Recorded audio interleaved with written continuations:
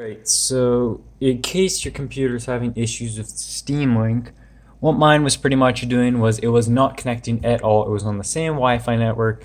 I enabled streaming, so if you haven't already enabled streaming, just open up Steam on your main computer. Let's just exit this off here.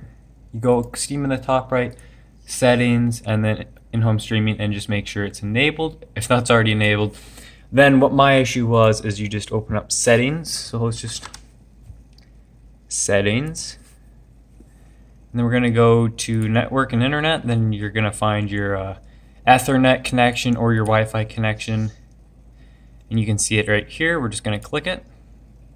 Network profile, make sure it is on private. If it's on public, it will not find the Steam Link at all. If it's on private, it will find it. This was literally, I spent half an hour trying to do it, and this was the fix. So you're going to go ahead and show you on the Steam Link now.